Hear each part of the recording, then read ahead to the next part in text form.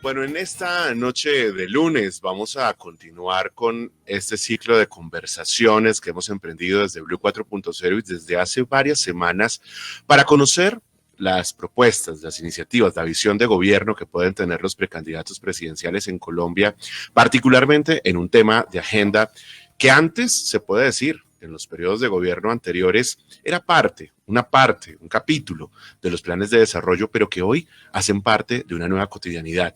Estamos hablando de innovación, estamos hablando de emprendimiento, de la capacidad de llevar Internet incluso a las zonas más apartadas de Colombia. Estamos hablando de poder generar nuevos talentos y habilidades para poder ocupar esos más de 70,000 empleos que están allí disponibles en Colombia, gracias a la cuarta revolución industrial, de poder insertar esa nueva economía colaborativa, esa economía digital en un nuevo mundo que está lleno de oportunidades para los países, en un momento en el que América Latina tiene un gran apetito por parte de los fondos de inversión desde los Estados Unidos y desde Europa.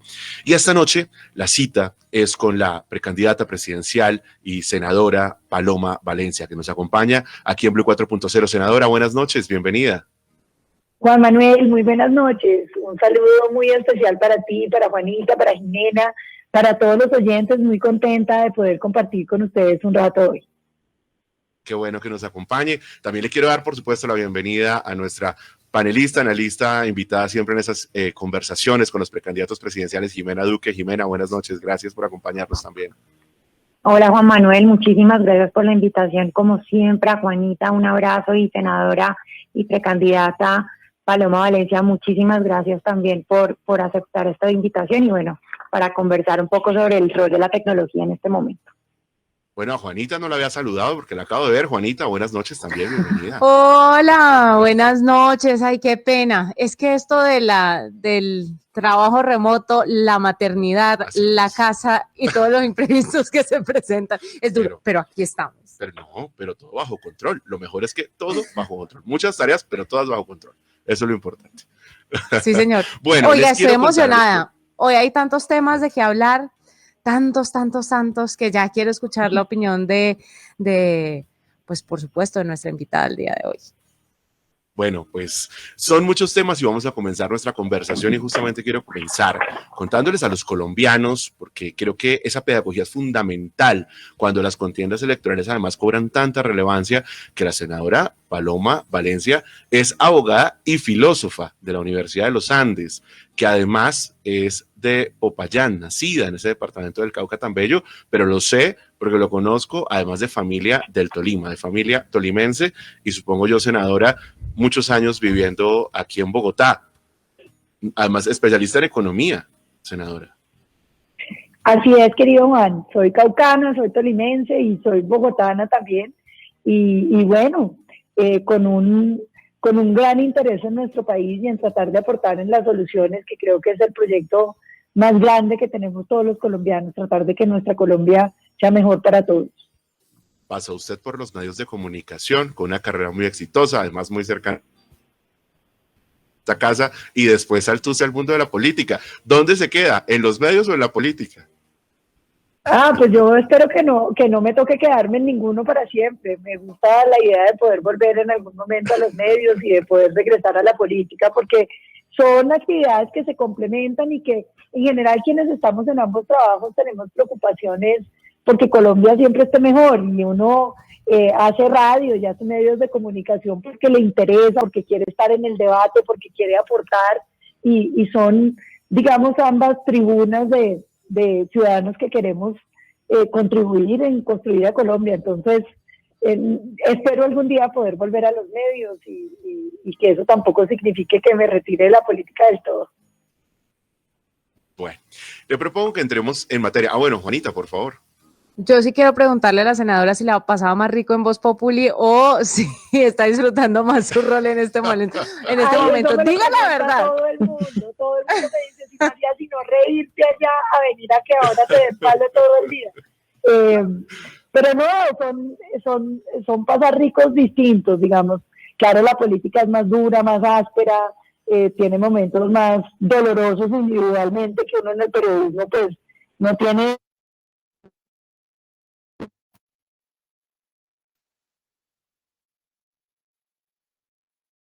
maltrato y el a veces no sentir que el poder realmente no te alcanza para hacer las cosas que uno quiere hacer, ¿no? Creo que en los medios uno no tiene esa carga encima. Me escriben desde Medellín los oyentes, ¿no? Que empiezan a escribir a través de nuestro WhatsApp. Me dicen, antes daba palo, ahora recibe palo. La diferencia entre los medios y la política. Un poco sí, porque es mucho más fácil criticar y decir lo que hay que hacer que lograr hacerlo, ¿no? Son campos distintos, complementarios, digo yo. Complementarios, de acuerdo. Bueno, ahora sí les propongo que entremos en materia porque la agenda de temas es amplia y uno de ellos, senadora, inevitablemente de este mundo tiene que ver con la conectividad. La agenda de conectividad nos tiene preocupados en Colombia a todos, a medios, a ciudadanos. Esta situación que ha pasado con la licitación de centros poblados es casi una telenovela, es una de esas series, Juanita, Jimena, senadora, esas series que hay en las plataformas de streaming porque cada capítulo es más sorprendente que el anterior. Es como un Black Mirror.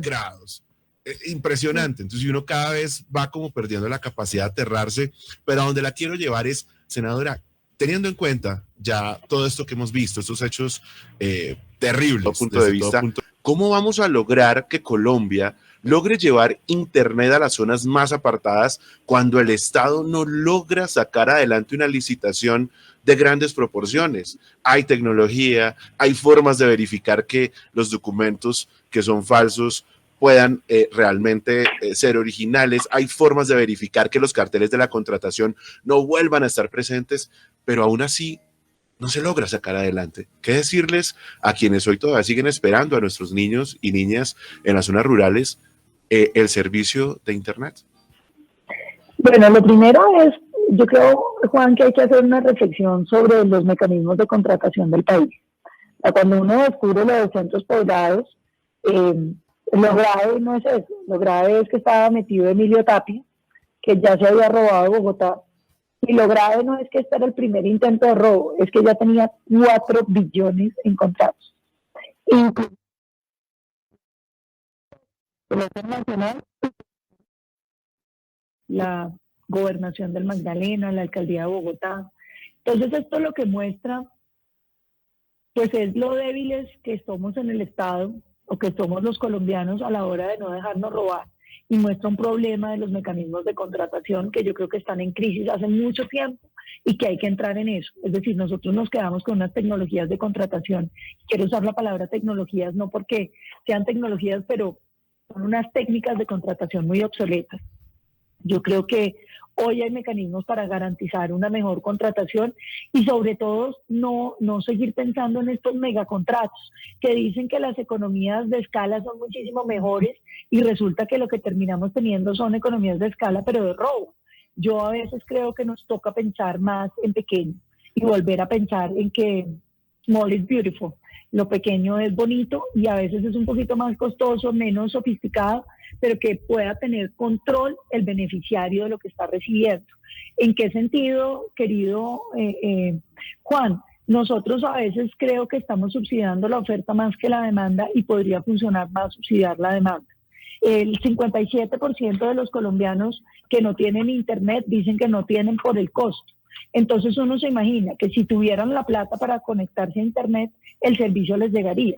¿En qué sentido? Que el sector privado se movería solo para ofrecer el servicio. Entonces, en muchos sentidos, yo a veces creo, Juanita, que lo que nosotros tenemos es que decirle, bueno, señores, todos los colombianos tienen en su disposición estos 50.000, 100.000 pesos para que se conecten a internet. Mire a ver quién le ofrece el servicio. Y eso generaría que el sistema privado se ponga a ofrecerle y que no sea el Estado el que tenga que montar las mega licitaciones donde la plata se pierde. Yo creo que podríamos explorar algunos caminos en ese sentido que creo que podrían ser mejores. que además, senadora, tiene mucho más sentido porque tienen más experiencia. Mire, precisamente hace un ratico estábamos hablando aquí en Blue Radio con un conocedor del tema de las telcos, de las TIC y demás, y él hablaba sobre el Internet satelital, que es mucho más eficiente, que ya están los satélites y que puede conectar a las regiones más apartadas así, en un instante. Bueno, no en un instante, pero la conectividad versus rápido, claro. todo lo que se requiere para poner antenas 5G en las regiones más apartadas de Colombia, pues se va a demorar muchos menos años.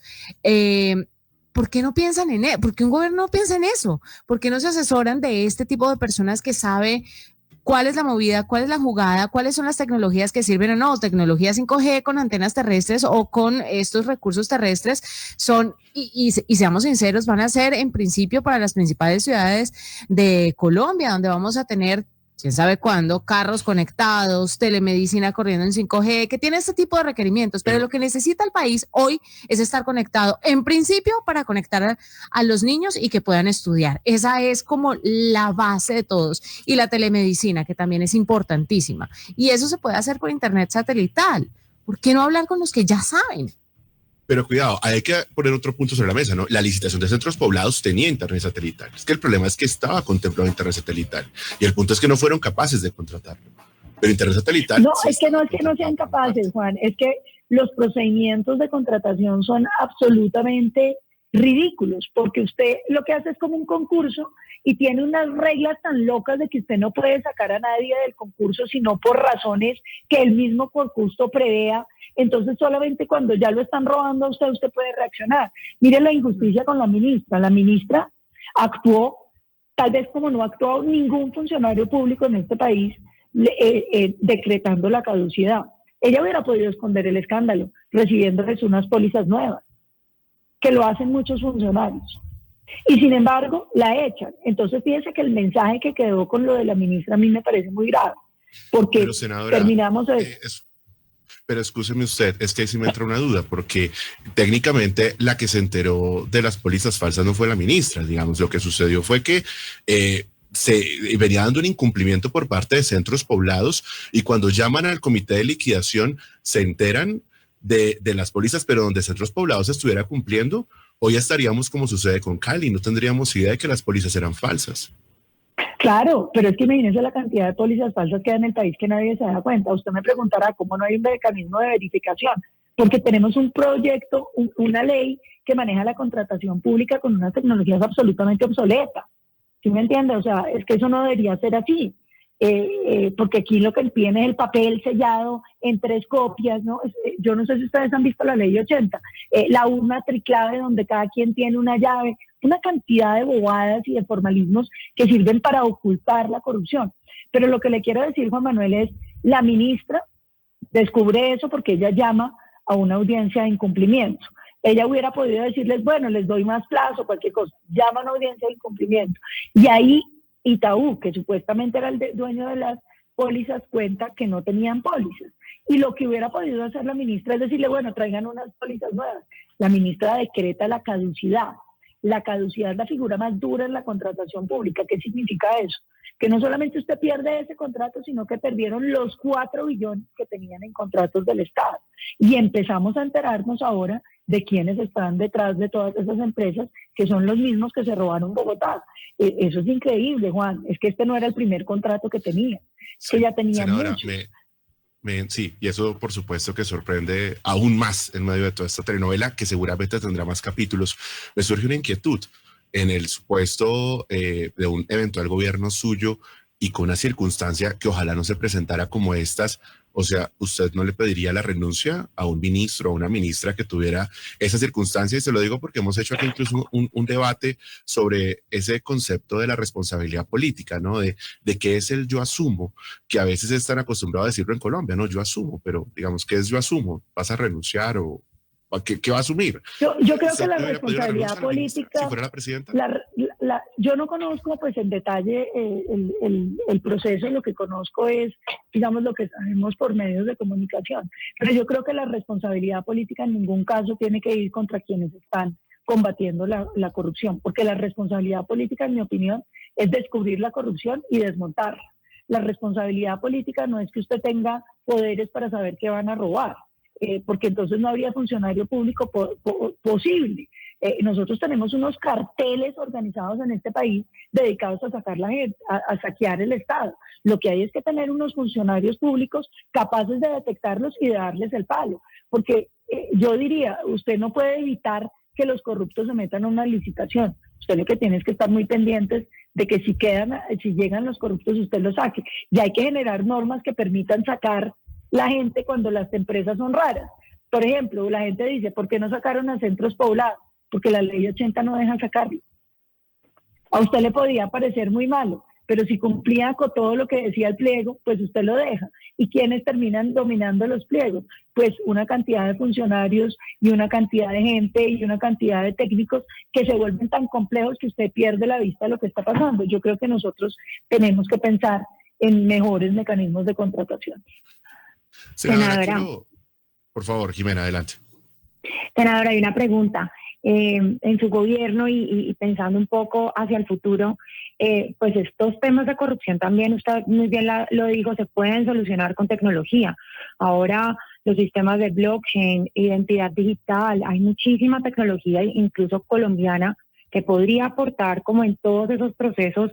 Y usted muy bien lo está diciendo, tenemos una legislación obsoleta, pero si miramos hacia el futuro, la corrupción se puede resolver con tecnología. ¿Qué ha pensado, qué piensa sobre eso en esta propuesta que tiene usted? Totalmente de acuerdo, Jimena. Yo creo que el blockchain, por ejemplo, puede ser una cosa fundamental y que las ofertas y todos los documentos y todo usted los pudiera meter en blockchain para poder lograr mirar que eso realmente sea lo que es y no que simplemente le describan y le hagan a usted una trampa. Es que es muy difícil controlar la corrupción si nosotros no tenemos unas tecnologías. Mire, hay cosas que son tan simples como acabar las licitaciones y hacer todo por subasta inversa. Simplemente con eso usted empieza a poder combatir muchísimos de los vicios que tenemos hoy en la contratación. Y vayamos más allá. Si usted quisiera pensar en que, digamos, los mecanismos para contratación los centremos muchísimo más en los subsidios, no a la oferta, sino a la demanda, donde el usuario final es el que hace el control de la calidad de lo que está recibiendo y es el que decide si se queda con Juan Manuel o con Juanita o con Jimena, pues usted tiene muchísima más capacidad que cuando armamos todas estas cosas que van de arriba para abajo. Y le pongo un ejemplo para ir a un tema más sencillo, los refrigerios escolares. Cuando usted contrata desde Bogotá un refrigerio escolar con una mega empresa que vive en Bogotá para darle el refrigerio escolar allá en Rovira, Tolima, la mamá del niño que se está comiendo el refrigerio escolar no tiene cómo quejarse con la empresa de Bogotá que mandó el refrigerio escolar. Lo lógico es que usted tenga la empresa muy cerca para que la persona pueda reclamar. Entonces, por eso yo a veces siento que lo que nos falta es un poco pensar nuevamente en empoderar al ciudadano, que es finalmente quien recibe el beneficio. Usted está hablando del ciudadano, senadora, y yo la quiero llevar hacia otra tribuna que también hace parte de esos nuevos debates de este mundo de la economía digital y que tiene que ver con la reglamentación de las plataformas digitales y un caso particular, inevitable, como ejemplo, como punto de referencia de esos debates que tienen que ver con la reglamentación, y este es de las plataformas de movilidad, que hoy, para los oyentes y quienes nos siguen a través de Facebook Live a esta hora, en esta conversación con la senadora Paloma Valencia, deben saber que tiene a los usuarios en el centro, en un costado a los taxistas desde hace varios años, hace más de 6 años que viene esta iniciativa de buscar reglamentar el funcionamiento de las plataformas de movilidad, y al otro lado, por supuesto, carros particulares que a través de las plataformas de movilidad se están conectando con los usuarios. ¿Qué pasa? Que no hay una reglamentación clara. Los taxistas reclaman de una parte que no les compitan y que no les compitan, dicen ellos, de manera injusta, pero por el otro lado las plataformas dicen no hay una norma que nos prohíba ese funcionamiento técnicamente y lo que se necesita es que haya una nivelación de la cancha, dicen, que haya una reglamentación clara. ¿En su gobierno se reglamentarían las plataformas de movilidad, senadora? Yo creo que sí necesitamos nivelar la cancha, porque no es posible que un taxista tenga que pagar un cupo, por ejemplo, para Bogotá, en más de 70 millones de pesos, y que al mismo tiempo tenga que pagar seguro, tenga que tener todo un tipo de, digamos, costos que le impone el Estado y que los otros puedan competir sin ningún costo, porque eso es un poco lo que le termina pasando a cualquier empresario cuando le toca competir con la informalidad. Pero yo no creo que la solución sea imponerle todo el paquete de cargas al Uber. Yo creo que lo que necesitamos es desregularizar el servicio de taxi para que pueda tener una competencia muchísimo más sana y que pueda participar. Y que hay unos mínimos de seguridad que usted sí tiene que garantizar para las plataformas. Me refiero, por ejemplo, a los seguros mínimos que usted tiene que tener para que la persona, si tiene un accidente, pues no termine en que pues nadie la atienda, ¿cierto? Yo creo que esas son cosas que sí tenemos que pensar y que hay que pensarlas con el derecho a participar en la economía y con las economías que empiezan a surgir con las tecnologías que son impresionantes. Usted puede alquilar con su casa cuando se va de vacaciones como Airbnb en vez de tener que llegar a unos hoteles. Pero entonces uno se pregunta, pero ¿y entonces por qué al hotel sí lo obligan a tener salida de emergencia, extinguidor, el no sé qué, el desfibrilador, el sí sé cuánto?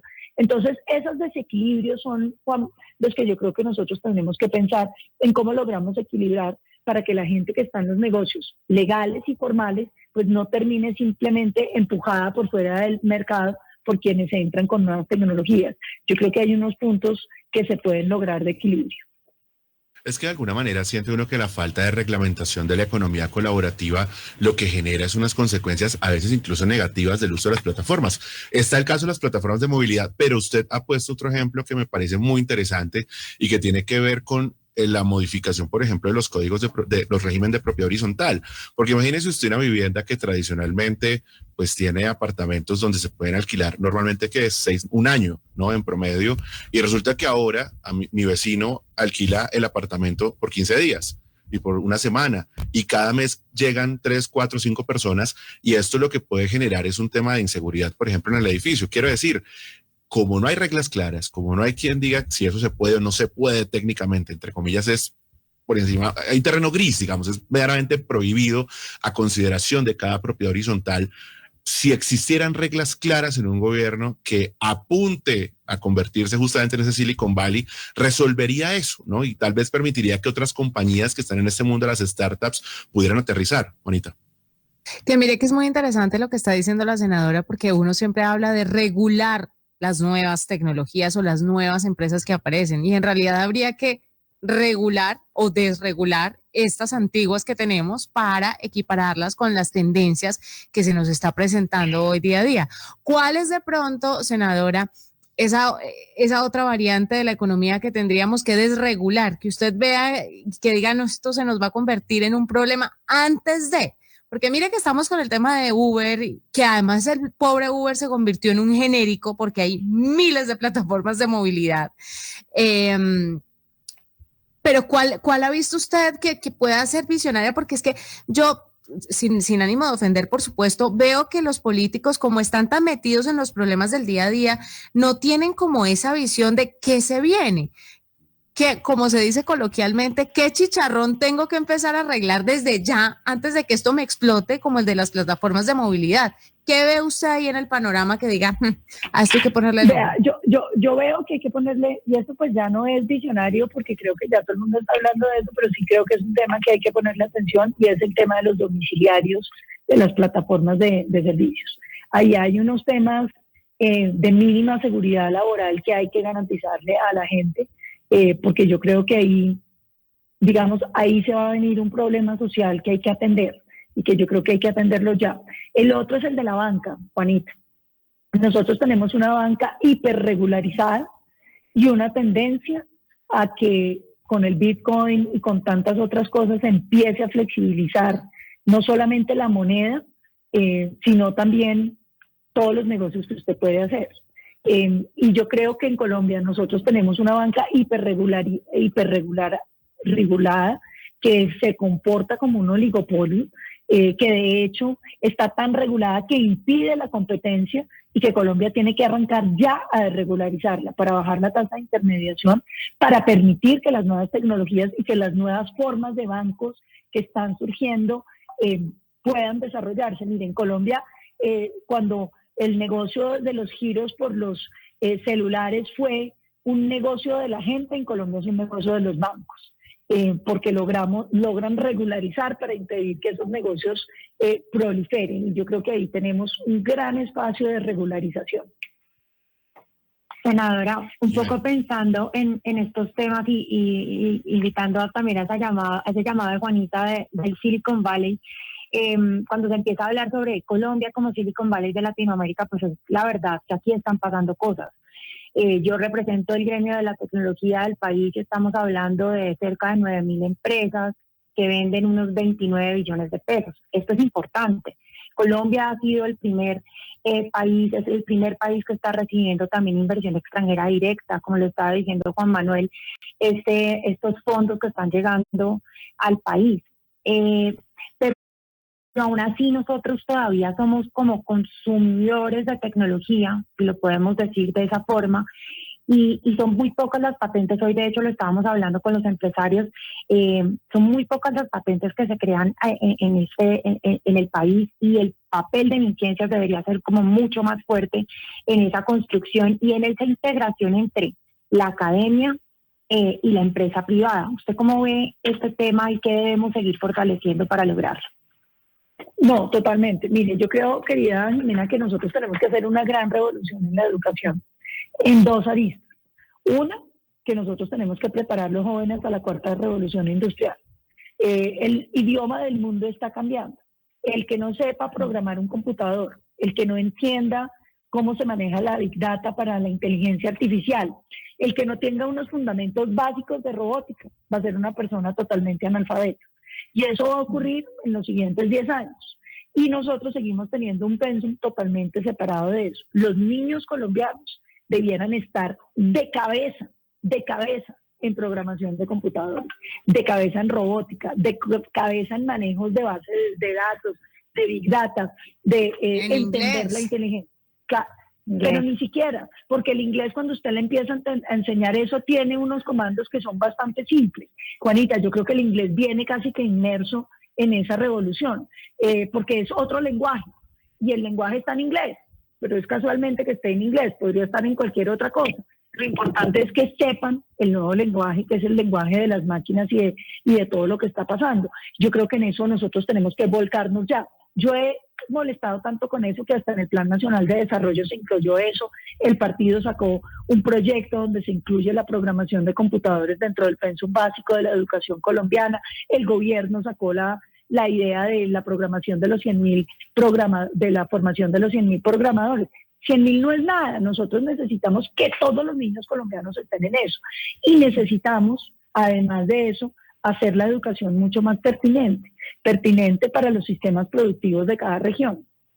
Yo me imagino que en Colombia nosotros pudiéramos copiar lo que se hizo en Japón, donde cada municipio produce un producto y eso genera identidad, porque la educación, digamos, empieza a amarrarse con lo que se hace en la región.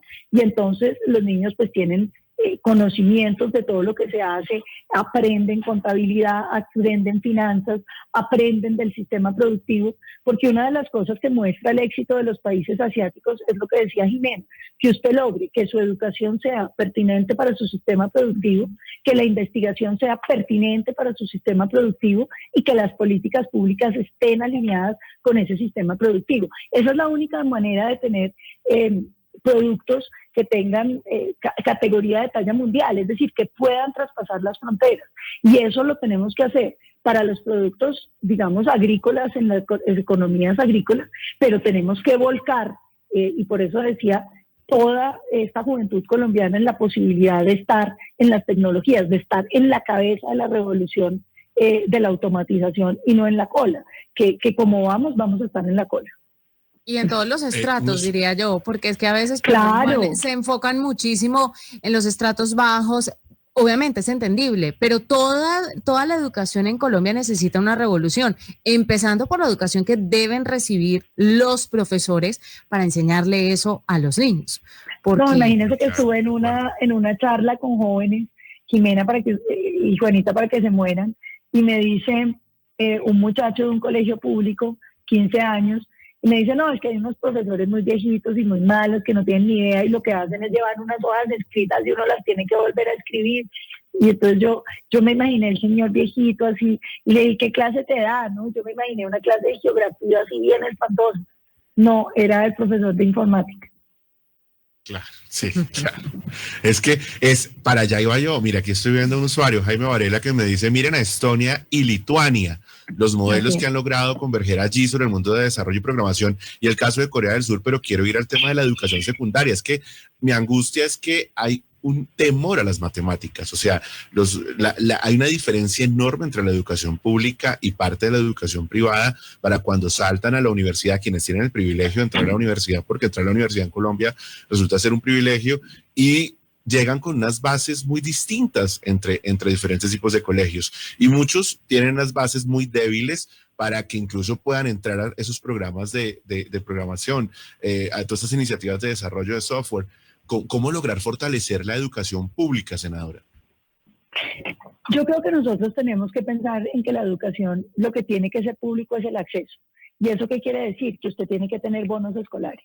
¿Cómo es posible, Juan Manuel? ¿Cómo es posible? Yo es que no duermo por la noche pensando en esto, que más del 40% de los niños del sistema público siguen sin presencialidad, Juan Manuel, cuando ya está totalmente claro que quien no tiene presencialidad no está aprendiendo. Entonces, ¿cómo la mitad prácticamente de los niños colombianos, a través de las maniobras de FECODE, de poner tutelas, hoy no tienen clases? Mire, cuando empezó la pandemia yo creo que surgía una oportunidad, por supuesto, limitada por la conectividad, que era montar una mega educación virtual, que no es lo mismo la educación virtual para los padres que nos están oyendo que las clases transmitidas por computador. Son dos cosas distintas, ¿cierto? Una clase de educación virtual es una clase donde hay unos materiales distintos, preparados, donde usted puede seguir una clase y está montada para ser virtual. Yo creo que nosotros sí podemos hacer muchísimas cosas. Primero, el bono escolar, que los padres de familia puedan escoger si van a la educación pública o a la privada. Usted no tiene por qué estar obligado a ir a la educación pública porque no tiene plata. Resulta que en este país, cada vez que alguien tiene plata, lo primero que hace es pasar los niños a la educación privada. ¿Por qué quienes más necesitan la educación, Juanita, que son los estratos populares, están condenados a la educación pública? Yo creo que no. La educación pública tiene que competir con la educación privada. Claro que tiene que haber recursos para la educación pública, pero en igualdad de condiciones. Y que la gente se pueda pasar a colegios privados siempre y cuando sean mejores académicamente. Yo creo que nosotros podemos hacer un gran esfuerzo por tener una educación virtual en matemáticas, Juan, que le permita a los niños tener un refuerzo de matemáticas. Las matemáticas en Colombia siguen siendo muy malas y el mundo va a estar escrito en lenguaje matemático en muchos sentidos. Y yo creo que sí necesitamos reforzar eso y que uno tenga unos megacursos con materiales gratuitos por computador para que la gente los pueda tomar y pueda empezar a mejorar su capacidad matemática, poniendo además, diciendo el voucher escolar. Yo coincido contigo, no es aceptable que nosotros tengamos una formación en matemáticas tan mala para los jóvenes colombianos, porque eso limita muchísimo las posibilidades. Uno puede aprender inglés o puede ser buenísimo en matemáticas. Y si sabe muchísimas matemáticas, seguramente se le van a abrir muchísimas más puertas que si sabe inglés. Yo creo que eso es algo que los colombianos hemos menospreciado, la formación matemática. Senadora, nos quedan unos pocos minutos de esta conversación que estamos teniendo a propósito de su precandidatura presidencial y no quisiera dejarla ir sin hablar de emprendimiento, obviamente, que se ha convertido en una nueva fuente de ingresos, no solamente para quienes no han encontrado empleo, muchos jóvenes en Colombia, porque el fenómeno de desempleo juvenil está allí presente.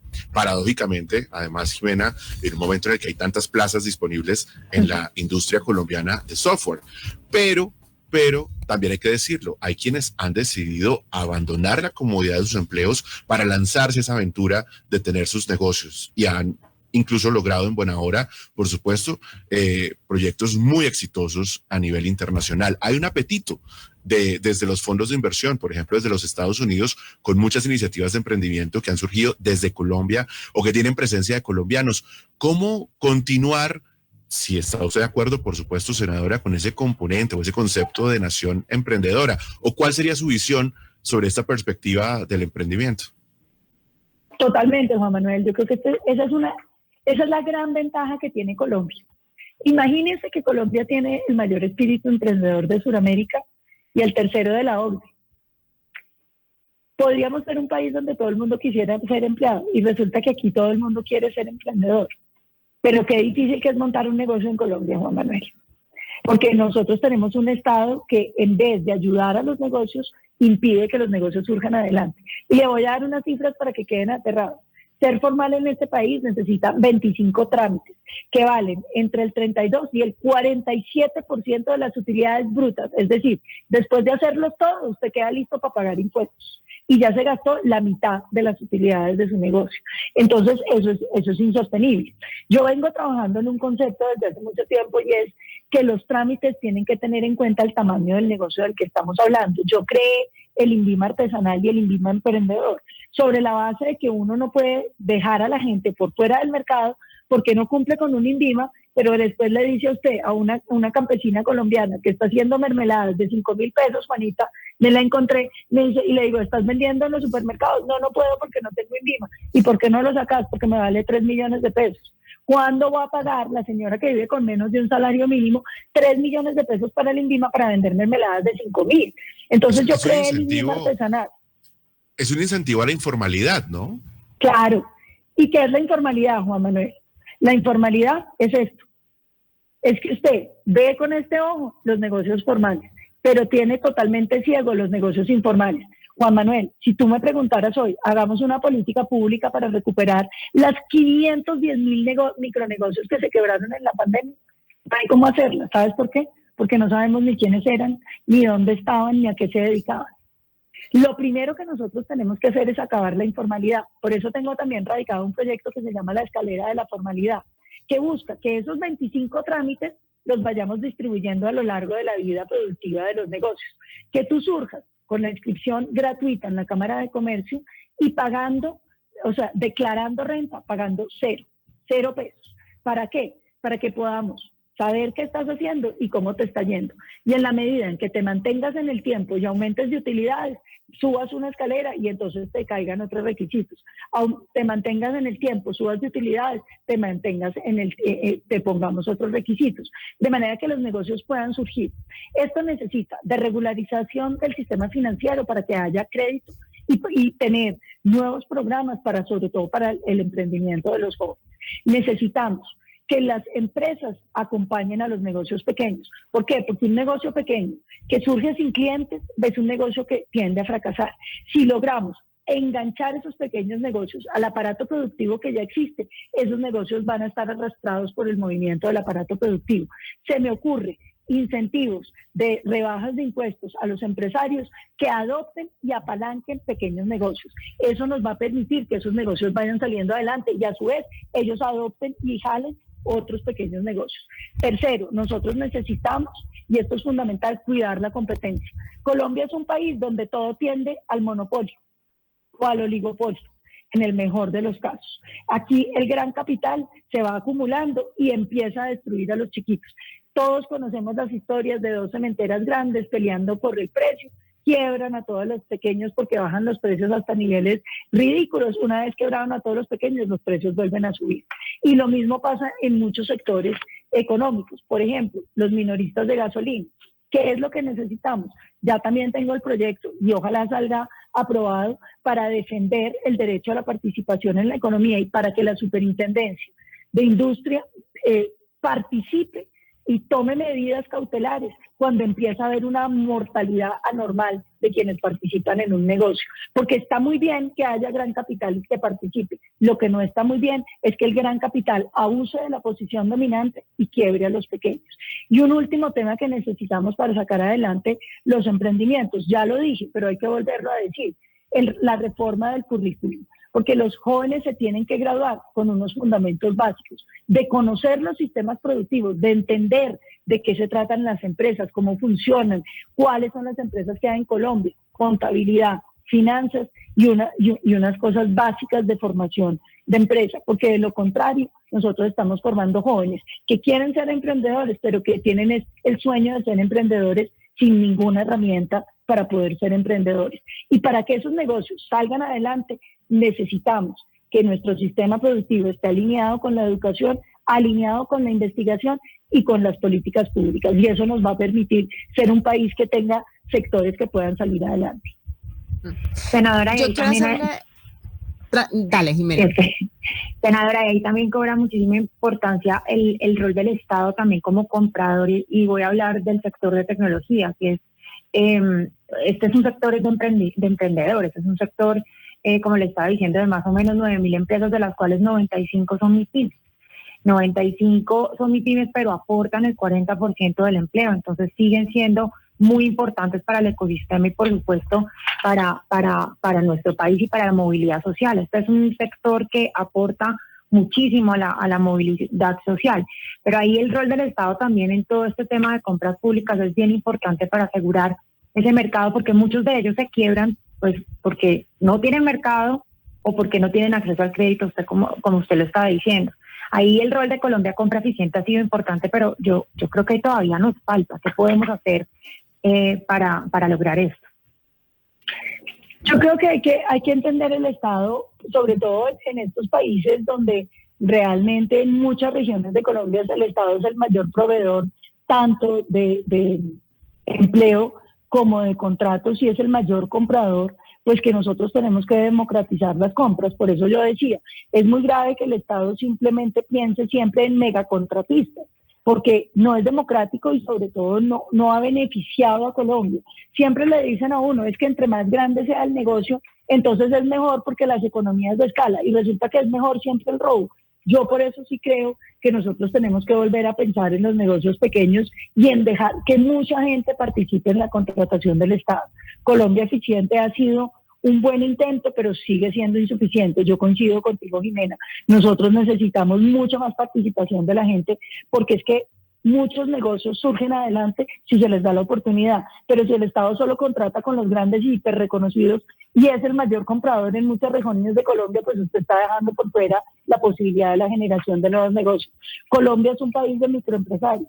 Colombia tiene 2,5 millones de microempresas, las cuales generan el 65% del empleo de este país, el 65% del empleo de este país. Entonces yo creo que nosotros tenemos que ser mucho más conscientes de eso. Colombia debe ser un país de microempresarios y tiene que tener un Estado dedicado a cuidar los microempresarios. Yo quiero ser la presidenta de los microempresarios de Colombia. Juanita. Yo me quiero ir, y como Juan dijo que ya teníamos pocos minutos, a hablar, le quiero hacer una pregunta personal, porque justamente la escuché este fin de semana diciendo algo con lo que yo estoy de acuerdo, y no solamente en el ámbito de la política, sino en el periodismo y en cualquier, yo no sé si Jimena, seguramente Jimena también lo ha sentido. Usted decía, cuando un hombre habla es un gran orador, pero cuando una mujer habla es la cantaletosa, es la histérica, está alterada. Es más, incluso se atreven a decir detrás de la espalda de uno, debe estar en sus días, que no hay nada que me parezca más ofensivo que eso. Y es una realidad. Eso es innegable. Juan acaba de abrir los ojos, pero Juan, nos pasa. Claro. Nos pasa. No, me imagino, claro, desafortunadísimo, por supuesto. Es tremendamente desafortunado porque le quitan a uno el valor como ser pensante o sea, estamos llevadas por hormonas. Quiero preguntarle, queriendo ser presidenta de la República, ¿cómo va a lograr dejar eso que todos ven o perciben como una cantaleta? ¿Cómo es esa lucha personal? ¿O qué tiene que usted... ¿Qué hace usted en su casa sentada a decir, bueno, yo cómo comunico esto? Tanto para los hombres como para las mujeres. Porque es que es un reto que nos trae el género y tenemos que asumirlo y eso hay que hacerlo. Y cuando yo he visto una mujer candidata, digo, que duro porque, y tengo una teoría, y es que a la larga las mujeres tenemos esa connotación de mamás, ¿no? Entonces, la gente no quiere que la mamá lo esté regañando. Entonces, muchos votantes dirán, uy, no, esta señora me va a regañar como me regañaba mi mamá. Entonces, es un tema ahí difícil de manejar. ¿Cómo lo hace usted? ¿O cómo lo piensa hacer? Uy, Juanita, ese es un tema súper difícil, porque yo creo que parte de lo que pasa cuando no ha habido ninguna mujer presidente es que la gente no sabe cómo debe ser la mujer que puede ser presidente de Colombia. Y entonces, si sabe mucho, es muy sabidón. Si no sabe, es que es muy light. Si es muy bonita, es muy bonita. Si no se arregla, es muy despeinada. Si todo es para las mujeres en un sentido negativo. Si usted se echa un discurso, se lo echara al hombre, dirían, es un orador extraordinario. Se lo echa, es una gritona, está loca.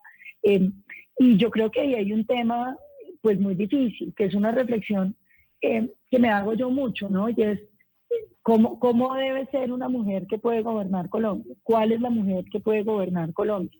Porque hemos tenido mujeres de todo tipo y ninguna ha logrado convencer a los colombianos de que esa es la mujer que puede gobernar Colombia. Hemos tenido mujeres como Noemí Samín, como Marta Lucía Ramírez, María Emma Mejía, hemos tenido, pues, si las quiere de izquierda, entonces como Ángela Robledo, ¿no? Y es muy difícil pensar, o Claudia López, qué es lo que finalmente, o Clara López, se me está olvidando la doctora Clara, y fíjese que todas, siempre la gente les ve, es el defecto, que no se lo ven a los hombres, ¿no? Eso no es, porque creo que todavía no hemos construido el imaginario de que es posible que una mujer gobierne. Y entonces lo primero es que hay que crear la idea de que las mujeres sí podemos gobernar. Ya cuando haya una mujer presidente, pues la gente dirá, bueno, para ser presidente hay que ser como esta señora que ya fue, ¿no? Usted puede decir es que este candidato se parece a aquel otro, ¿no? Tiene su estilo y la gente le va encontrando cómo puede ser presidente cualquier hombre, pero ninguna mujer le parece que pueda ser presidente. Ese es un tema y una lucha muy grande. ¿Cómo uno comunica eso? ¿Y cuáles son los mecanismos de comunicación? Yo no sé, yo he optado por muchos mecanismos distintos, he hablado duro, he hablado suave, he hablado coloquial, he hablado ilustrado, y yo la verdad sigo sin ver qué es lo que los colombianos quisieran, pero yo creo que todo empieza porque todos decidamos que las mujeres tienen que tener igualdad de derechos.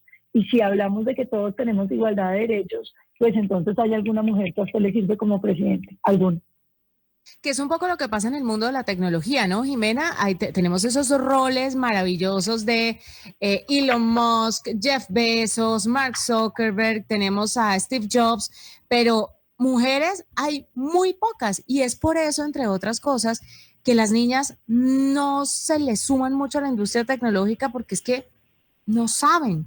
Esto no es sexy, esto es solo de hombres. Si me meto en esto no voy a ser femenina, tal vez no me vaya a casar, tal vez no pueda conquistar a alguien, porque a la larga somos un país donde todavía se piensa en eso. ¿Qué hay que hacer para incluir a las niñas? Todo el STEM y la relación con las niñas es terrible. Por ejemplo, los estudios muestran que las niñas, y esto es increíble, que las niñas cuando llegan a la edad de la adolescencia, deciden voluntariamente ser más malas en matemáticas que los hombres.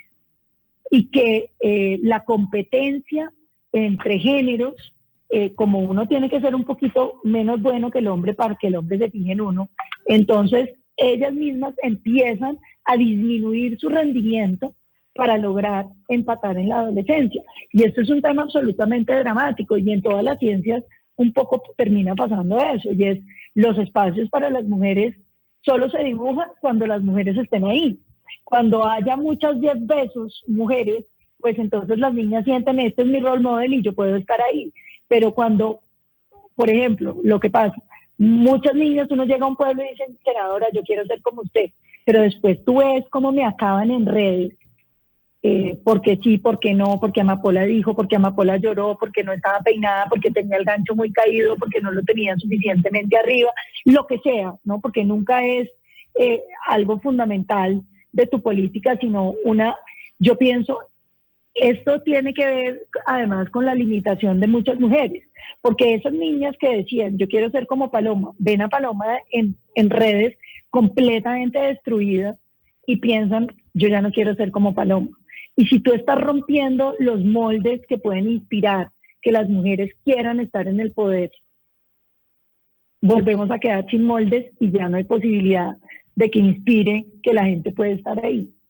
Y me impresiona, Juanita, tu pregunta, porque, por ejemplo, me ha pasado muchas veces, antes de tener a Amapola, que muchas niñas de esos que se me arriesgan y me dicen, yo quiero ser como tú, Paloma, me decían, Paloma, pero tú crees, por ejemplo, que tú vas a poder tener hijos o tú crees que te vas a poder casar, eso va a ser compatible con tu vida, si queremos hacer política, eso es posible. Pucha, y es duro porque los espacios no existen y los estamos apenas haciendo. Pero yo creo que en eso es parte de lo que las mujeres tenemos que darnos cuenta, que aquí no estamos construyendo un espacio para una mujer en política, estamos construyendo un espacio para todas las mujeres en todos los campos de la vida.